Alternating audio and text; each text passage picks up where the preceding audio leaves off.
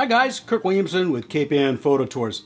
In this week's video, we're going to talk a little bit about my experience shooting in the pouring rain a football game at night with the X-T3 battery grip, 5140, and the 1.4X tele extender.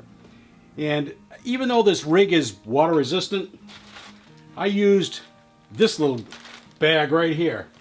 I've had this thing in, I keep at least a couple of these things in my bag all the time. This is by Optech. It's called Rain Sleeve, and it's very, very inexpensive. I don't do enough shooting in the rain to really warrant buying a full rain cover. There's a number of really, really good ones out there, but this thing does the trick. I'm only out in the rain for half an hour, 45 minutes. I really don't need to get something that's really expensive. And, I used it at a workshop that we did in June. We had a lot of rain. I pulled this out and used it. It works great. I'll put a link in the description so that you can see what it is. It's, I think they're under $10 for like 2 of them or something, and they last forever. So, that being said, let's go to the video of the photographs that I took of this football game. The exposure was 1/500th of a second at f4, and I was at 6400, I believe, and all of the images were made at this exposure. So, I'm just going to go through them. And I'm not going to take too long, but I just wanted to show you what's possible with JPEGs. I only shot JPEGs. I never shoot RAW when I'm on assignment unless it's for a magazine. And quite honestly, this stuff looks really pretty good. For the most part, the camera kept up with what I was doing. From time to time, it would be a little bit off, but under the conditions, my goodness, I think it did a great job. So anyway, that being said, let's go to the video.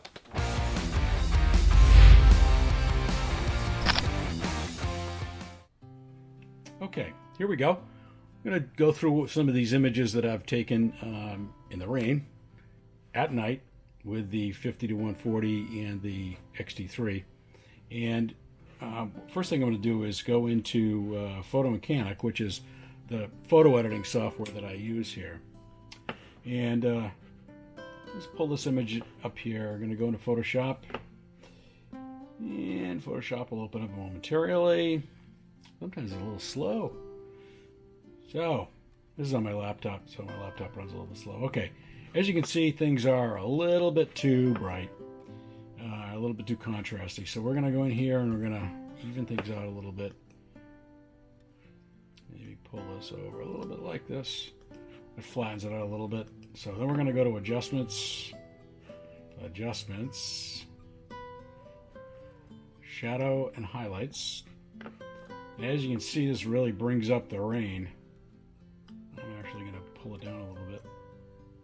Then we're going to open up the highlights just a little bit, or bring the highlights down, excuse me, just a little bit. I wonder what that was going off. Anyway, this is the image I was going to. I thought about cropping this a little bit more, but I'm going to give it to the paper just like this, because then they can crop it for however they want to do it. So I'll save this out. And we're just going to call this one Sports 11, or about 15. Okay, that's that one. Now let's go to another one. Let's go to this one. As you can see, this one looks pretty sharp, but when we get a little bit tighter on this, so let's go in, hit levels first, hit auto, and then move this over a little bit like this. Then we go to Image Adjustments, down to Shadows and Highlights, and have it open up a little bit, the shadows. Bring this back around there. Highlights, crush them a little bit.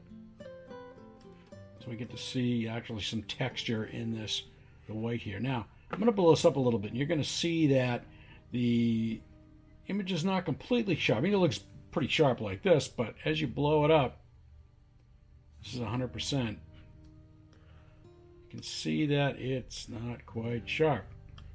This guy over here is sharper, so it missed just a little bit. But when it gets into the paper, you can see this guy's hand is really sharp. So it got most of his around there over to him, made it, but it still didn't quite hack it. But I'm not going to complain. The only thing that's really soft is his. I gotta shut this. Oh, this thing is just making a lot of noise. Power off. Okay, here we go, back again. As you can see, this is not quite as sharp as I'd like it to be, but for a newspaper, it's not so bad. I think we can make it. I'm going to call this one Sports 16. Okay. And let's do one more. Let's do this one right here. Up in Photoshop.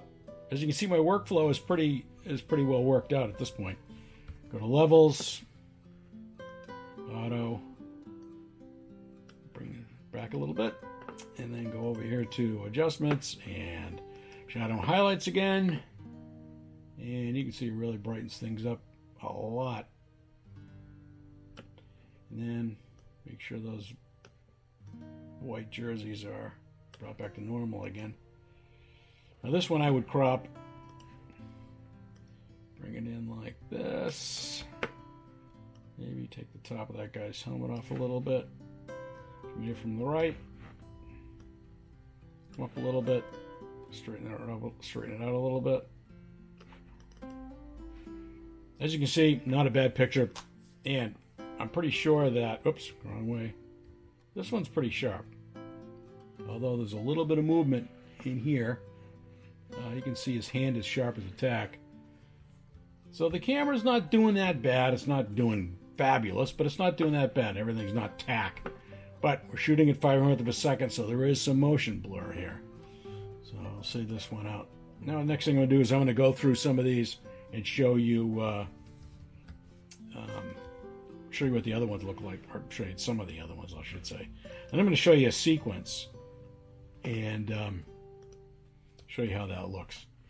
Okay, so those are the three. This image here shows you how bad it was. I mean, it was really coming down. The referees didn't like it much. So let's see. This is another one of those action shots. Looks pretty sharp to me. Another one, nice and tight, pretty sharp. Little mini sequence here, pretty sharp as well. And I'm going to show you a sequence that includes this shot right here. We just went over these two here.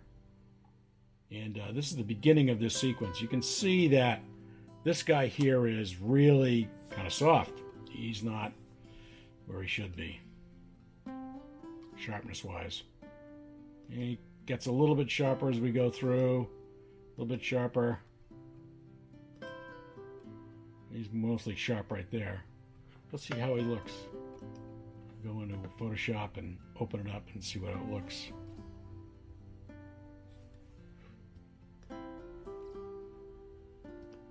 That's not bad. It's a little bit up, but you can tell that the focusing square hit the football here. See, look at this guy's hand is sharp as a tack, so it's a little bit behind.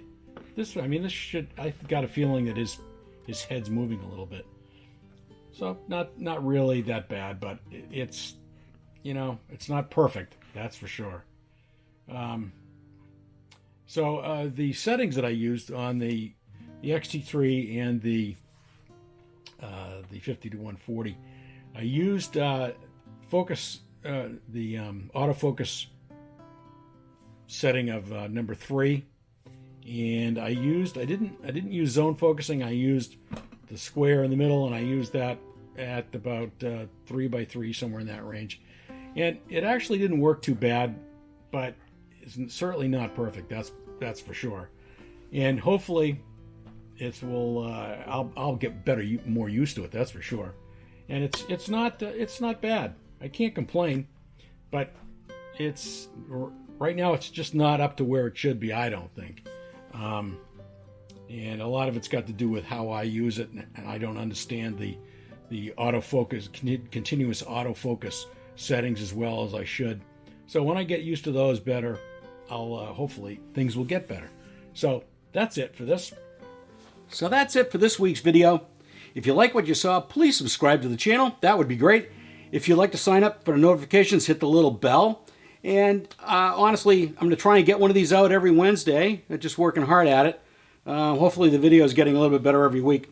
And I don't know what we're going to come up with next week. I'm looking maybe might do a Fuji comparison with a 35. We'll see what happens. I'll talk to you next week.